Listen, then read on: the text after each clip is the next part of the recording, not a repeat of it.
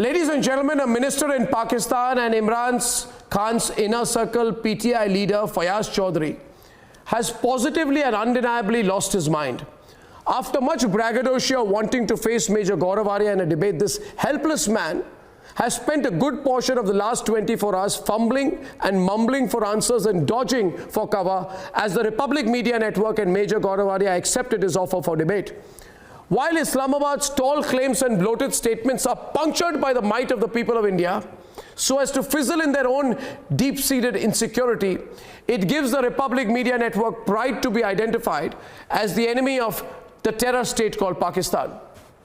This man, viewers, has unsurprisingly in the past crushed the rights of the citizens in the Pakistani territory in Balochistan and incited with anti-minority statements within Pakistan, possibly fulfilling the prerequisites to be the befuddled and dazed Imran Khan's top man.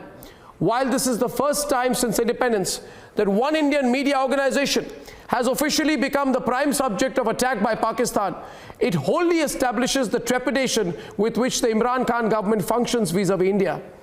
The Republic Media Network has sent chills down their spine because they know that with Republic are the mighty people of India. And today I want to tell you why Imran Khan's government and the ISI are losing their sleep over the Republic Media Network. Why a government drowned in debt and global irrelevance is spending what little borrowed money it has in its coffers to try and target Republic. Ladies and gentlemen, we at Republic have torched the facade of a nation that the terror factory Pakistan masquerades under. We have singed the lies of Pakistan with video proof of the glorious surgical strike in Balakot. We have skewered their deceit with the stunning Balakot proof, and we have exposed their terror factories and systems of state collusion. And we have snuffed their terror funding by exposing their terror trails. And we will do it over and over and over again. And those sitting in Islamabad and Rawalpindi, listen to me, hear me. Your insecurities are making you wilt into even more irrelevance. Your cowardly infiltration tactics, your cheap talk, your gutless ceasefire violations, and your terror factories have ensured that you are static and motionless with the passage of time.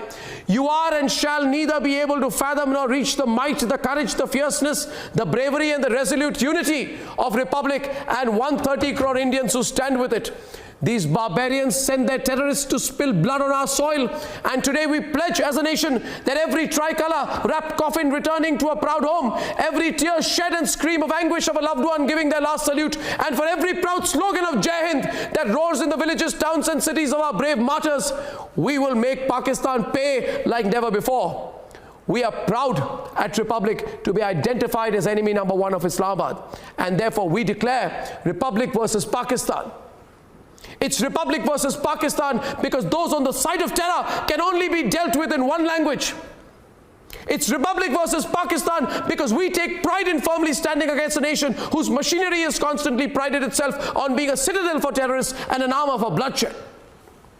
And yes, it is Republic versus Pakistan because we don't seek clarifications from those who spilled the blood of courageous Indians from Mumbai to Pathankot.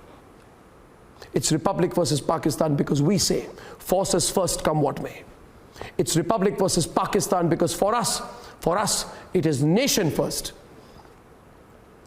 India first, Bharat first, no compromise.